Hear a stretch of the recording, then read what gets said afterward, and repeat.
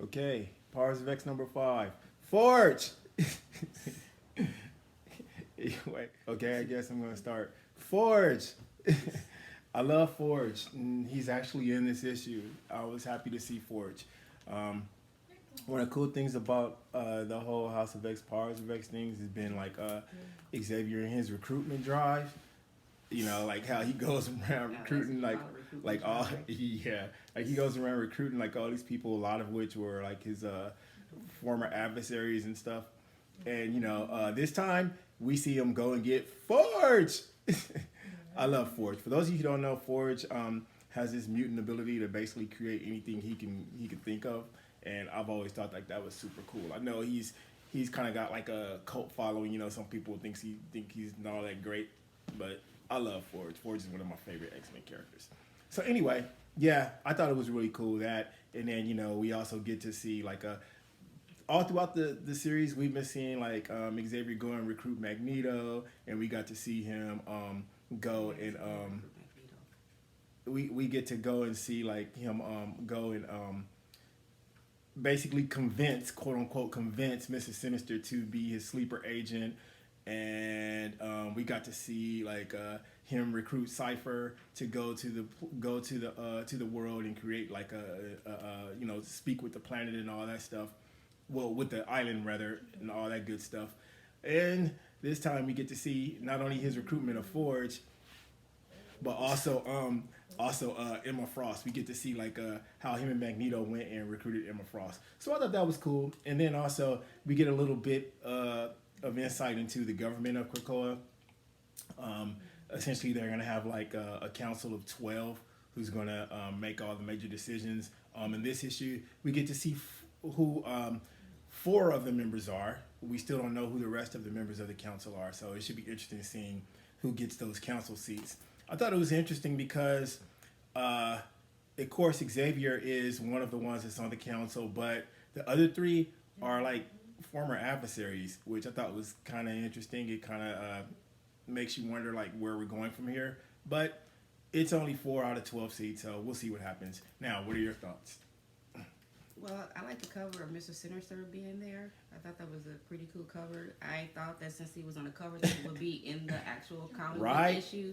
He gets like a little side panel. Yeah, so when I saw his picture, I was like, all right, cool, Mr. Sinister is going to be in there.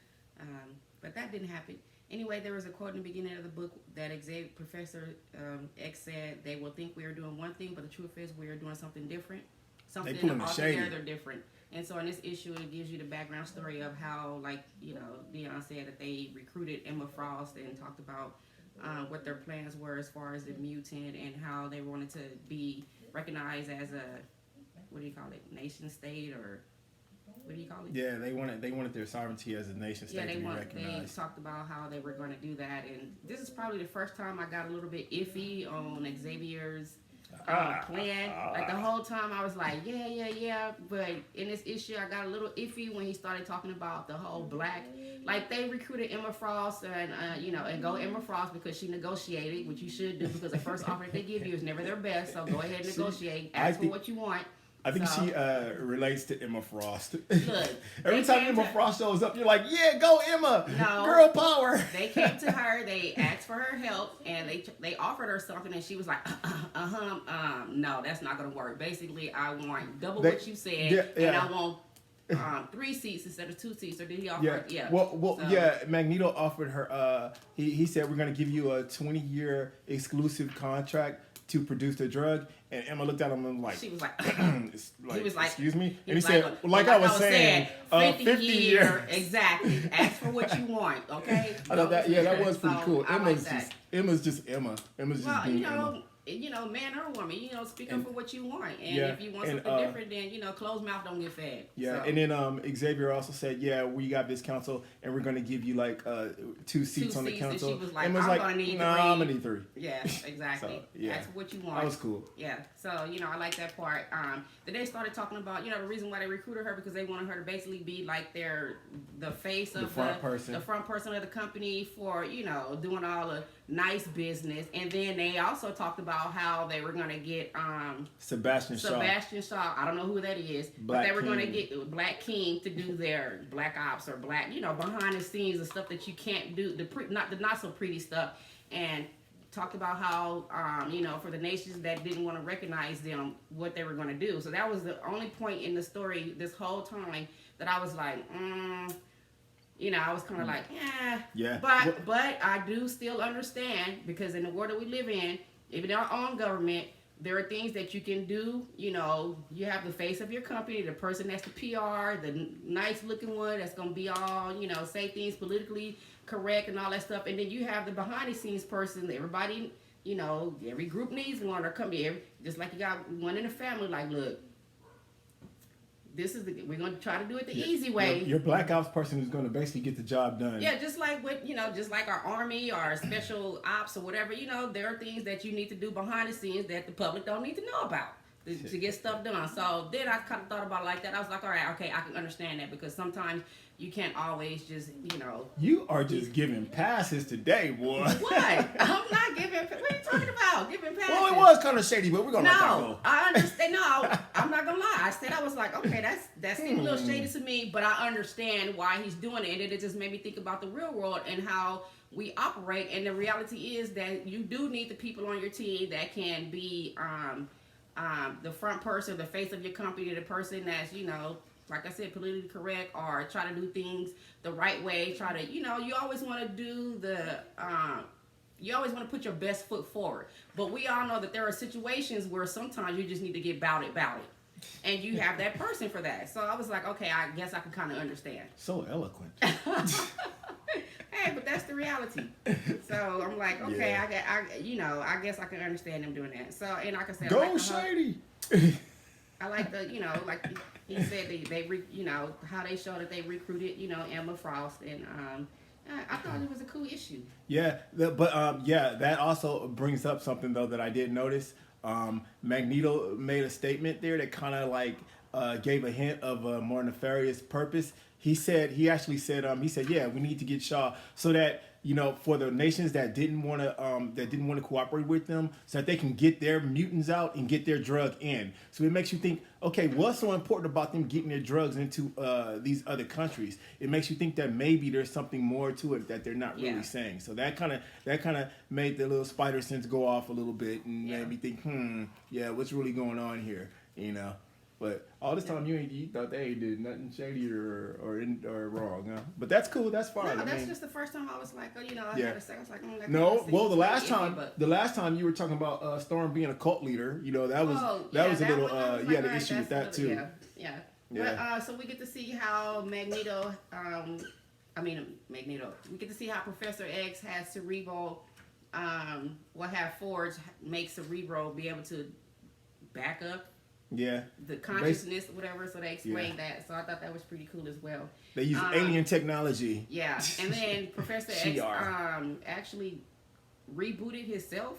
I don't know. Yeah, he rebooted himself twice. Twice. They said it's really dangerous and not to try, but he was able to basically reboot himself twice. I was like, okay. That's wild. I was like, okay. So why would you reboot yourself twice? But anyway, yeah, we've got a copy of a copy. Yeah, right. So I thought about that. I was like, okay, but that might explain why his morals have slipped. But it was He's him. A copy of a Remember, copy. He backed him up every week, so he just went and re-downloaded himself. Maybe he wanted to change something. I don't understand. I don't understand why he did it, but yeah, okay. He put a little bit of Magneto in the copy. Yeah. Yeah. So I like that. Yeah, there was another really. Oh, go ahead. Then of course they talked about what are these people? The boring part to me. What are these? Oh man, I don't even talk about that no more. The phalanx and the 1,000 years in the future so crap. They talked about the phalanx were in there for a little bit, and I was like, all right, so. They're assimilating people and. Yeah, they're gonna assimilating planets and doing all kinds of not my favorite part, so I was like, yeah whatever. Star Trek X, yeah. they ate some dude. I think there was some type of offer. They absorbed them. They absorbed it. I think there was some The type elder. of offer that. What's the little red bot dude name again? Not Namor. We'll get to him. Yeah. Oh, but Nimrod, the Nimbus or the Nimrod, whatever. I don't yeah. know. I don't know if that's I think supposed there to was be some Nimrod type or of not. offer that they accepted, and Nimrod Yeah. was talking about it with his, I guess, I don't know who the robot was or whatever, and he was Boring like, stuff. well, we wanted them to accept it, but the price is that they gonna start like feeding off of people. He said, that's what they do. They absorb you, so that's gonna be the payoff. That they're gonna start just absorbing everybody on Earth. I guess that's what I'm thinking. Like I said, I never really understand that part. Oh, Boring. but was it Namor? Namor? Namor's a pimp. Namor is hard, man. You just gotta love Namor, man. Okay, so I'm not really familiar with Namor. I've heard the name around, regarding comic books or whatever. Namor thinks he's better than everybody else. He has a superiority complex. So when Professor X sent out his message, initially inviting all the mutants to Krakoa, he talked to Namor, and I just loved the dude's attitude. I was like, anyway, okay. Namor acts in a Namor-like fashion. So the good, the evil, and all those basically, all the bad people and the really bad people. So basically, you're offering everybody to just come to this island and basically kumbaya. And Professor X was like, yes. And then Namor talked about how it's kind of you to ask, but he talks about how if he's comprehending the reason that he's doing this because he's finally realized that you are, meaning Professor X and I guess the mutant, are not them, the mutants, and that you will never be accepted by them or loved by them, not because you don't deserve it, but because they envy you. He was like, they hate your superiority and they always will. And then he went on to say, it's good that you finally figured this out, but let me ask you, do I strike you as someone who's just now realized how much better I am than everyone else? I was like, damn, dude. Namor is crazy. That's okay. Namor, man. He was like, and do you actually think I believe that you feel that way too? Go away, little man, and don't come back until you really mean it. I was like, dang, dude, who are you? Like, Namor, look, dude, like, Namor. I've always known I've been superior. You just now catching on. Go away and come back when you're really serious. Yeah, he's like, man, I've been knowing this for a long time. Yeah. You just now figuring out. It's like you just getting a little piece of it. I done had the whole cake for I don't know how long, man. Yeah. It's like, come on, man, get out of here with that crap. Come back when you mean it. Yeah, exactly. I was like man, Namor, okay, go ahead then. He was like, look, you ain't like me. I'm superior. I've been knowing all this, and you just now getting a little whiff of it, but you ain't ready for this. So come back when you really ready. Namor went gangster, like, look. I've been living this life for a long time. Thug life, for real. he's like, fool, I'm Tupac, you Shaggy.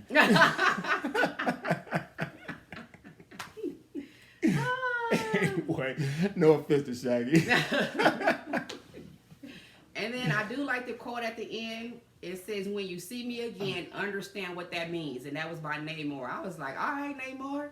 All right, cool. All right, dude. I see you. I see you. Okay. Yeah, when I come, right. best believe it, we finna throw that. When they come back, they're going to be battle. It's finna be real. Yeah. They're going to be battle when they come back, Namor. I understand. Okay. My bad. So I just thought that was pretty cool. Namor was like, yeah, when I show up, shit just got real. Yeah, basically. So, yep. Anything else? No, I think that's it, man. I thought it was a cool issue. So, Yeah. It's better than the previous ones. Number 4 and number 5, I like. So we have one more issue this. One more House of X, one more House of X, and one more Powers of X. So I'm curious to see what's going on. Yeah. I was kind of disappointed by the incorrect marketing. They were talking about like this is gonna be a big Mr. Sinister issue, and you see Mr. Sinister for this much of the issue. You only see him on the cover, right? You see him on the cover, and then there's one little panel in there where I think like Xavier was trying to summon him and all his clones or whatever. Yeah. Okay. When Xavier had his message going out to all the bad people, it's kind of interesting how he got all his enemies like on speed dial basically, but. It is what it is. I know he got Cerebro and he can find any mutant. I get it. He got everybody on speed dial if he wanted to. I know, right? That's cool though. That's cool. Bring your ass here. Come here. Let me tell you something. Nah. Yeah. But anyway, all right though. What would you give it, real quick? I like it. I give it an 8. Yeah. Man, I give it a 9 because Forge. Well, like I said, I don't know anything about Forge. I love Forge. He was the one that made Cerebro to be able to do what it do. He was like, yeah, Beast. Beast is a buster. Forge is hardcore. Look, I don't know if Beast is the buster, but you know, Forge is basically like, yeah, this might be a little bit out of his range. But I can and so handle he, yeah, so he took care of it. Cool. Yeah. All right. Yeah. All right. Yeah, I get about, yeah, like I said, because of Forge, it gets like a little bit higher for me. But all right, that's it for us though. Okie dokie. Bye. Bye. See you next time. 2 more times. See ya.